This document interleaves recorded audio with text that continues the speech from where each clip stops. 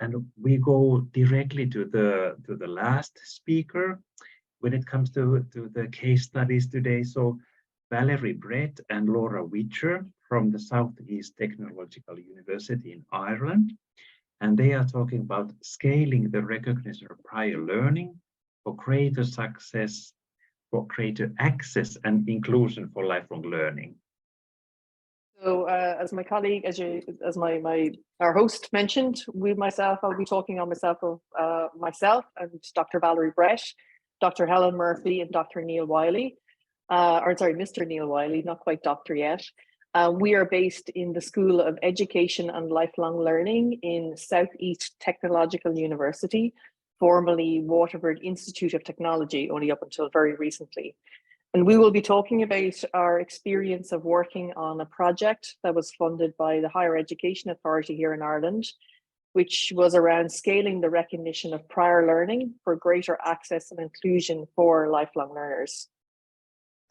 So why are we working or addressing this kind of area? So most of the people on this call here are very invested in lifelong learning, so probably very well aware of the 2022 European Agenda, which targets 60% participation rates for lifelong learning. So Ireland currently sits slightly below the European average at between 12 to 13%. And we have increasing focus here within a national context around the recognition of prior learning for a method of increasing access and participation in lifelong learning. So the systems that are supporting recognition of prior learning are very important in enabling higher education institutes to achieve this EU target. From our experience within the Irish context and some of what we've seen from the European reports, formal higher education systems are not designed to recognize formal or prior experiential learning that has typically taken place within a workplace setting outside of the higher education institutions. Also, we've seen that education policies typically underpin the concept of prior learning, the recognition of prior learning, but the application of RPL to lifelong learning has been very slow. So our aim in terms of working on this project was to facilitate greater access to lifelong learning by enhancing the measures that support RPL in Irish HE context. So we aim to build an RPL test portal to illustrate to the SETU staff how RPL can enhance access and inclusion to lifelong learning. So what did we do? So we primarily initially engaged with industry stakeholders to map their industry needs. So we looked at various industry audits and regional skills reports that had been done, which identified skills needs gaps. We then engaged with academic program leaders across the university to identify 6 destination awards. So essentially 6 programs. We engaged with the academic administrative teams, and we engaged with RPL applicants, so people that had previously engaged with the RPL process and were currently in the system, and even some people that hadn't entered the system. So we mapped these kind of 6 destination awards for lifelong learners that were targeted with industry sectors with an identified and evidenced skills need.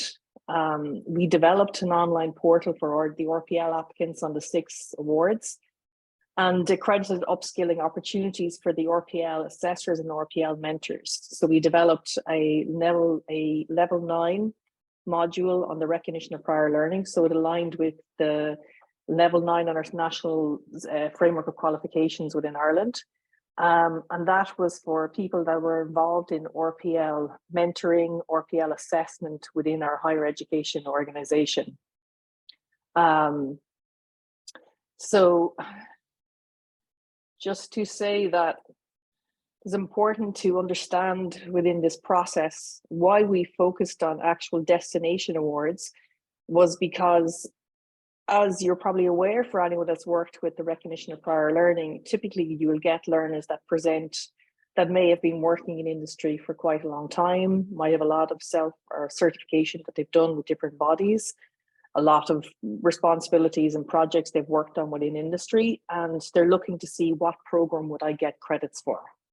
So by starting with the actual award, the learners are typically have done the work where they've identified the actual awards that will suit their upskilling needs. So they're already invested in the actual process in terms of engaging with it.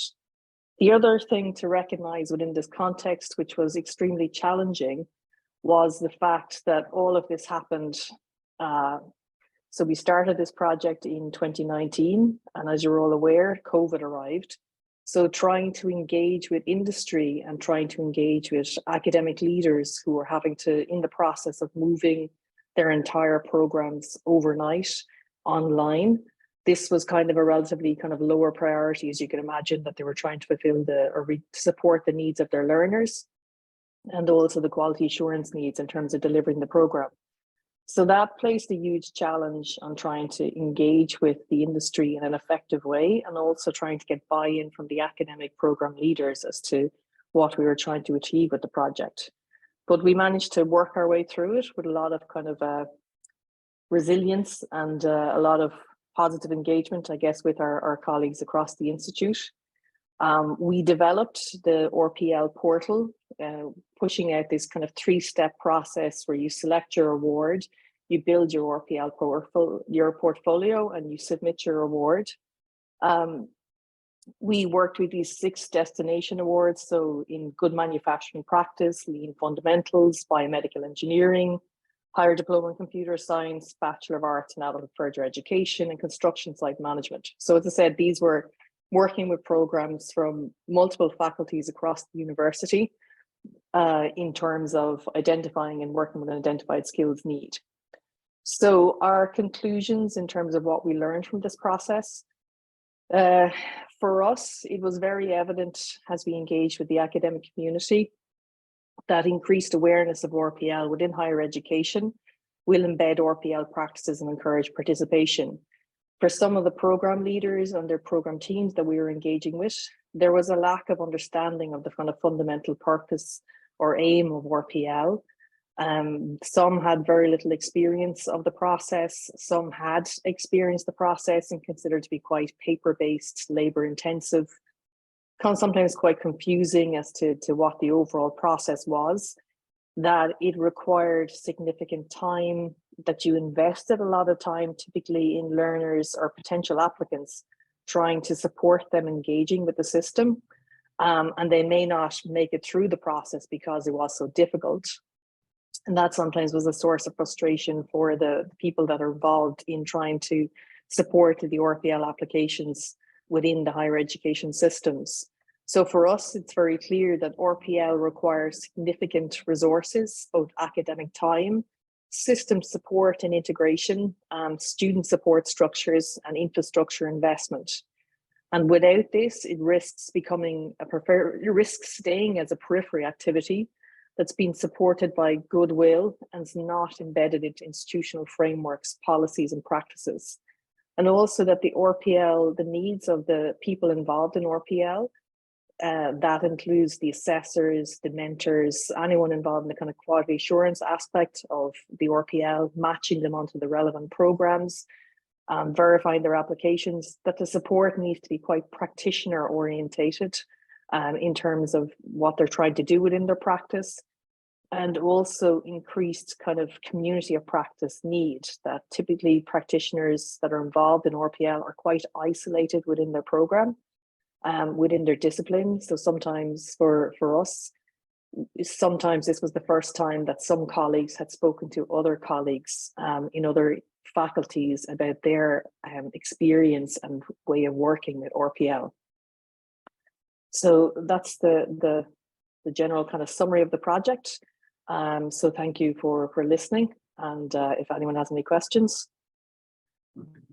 Thank you, Laura. That was very informative, and I think it was really nice to see the presentation that is advocating efficiency in recognition of prior learning, not just talking about it as a humanistic approach, but really looking into the fact that what do we gain out of this process for the learners and the institution. So that was really, really important.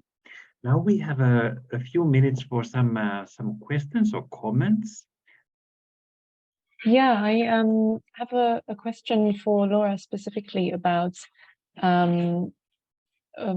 what you said, Laura, at the end about people from different faculties not talking to each other that much in the past, and how this project brought on new collaborations. I wonder how it also maybe brought on new collaborations with other institutions. I know that in Ireland, you're quite far ahead when it comes to RPL in general. So I wonder how the project ties in with wider national developments or interinstitutional collaborations as well.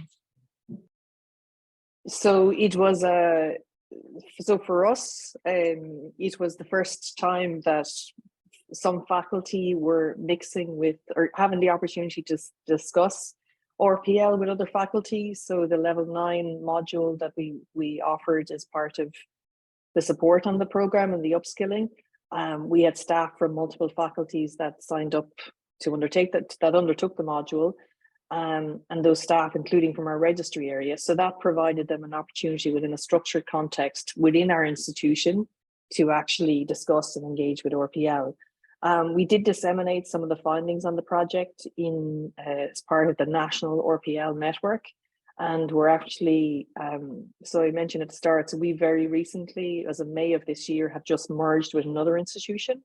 So we're actually, as part of this project, having an event next week where we're bringing together people that work in recognition of prior learning in the other organization that has just merged into us. And colleagues in my own school here in the School of Education and Lifelong Learning to start the process of kind of sharing practice, sharing experience, in terms of what just sharing the values that are underpinning our approaches to supporting RPL. There is also a national project that started in the last year, which is across most of the institutes of technology within Irish higher education.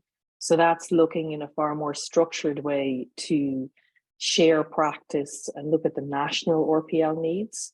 The focus of this project within the scope of the funding that was available was just kind of an interinstitutional collaboration effort. And what also was unique about this project was the engaging with industry, reaching out to industry stakeholders, because sometimes university projects are a little bit too inward focused. You know, you're trying to figure out our processes as opposed to going out to industry and engaging with them around the support that they need. Very good. Thank you, Laura.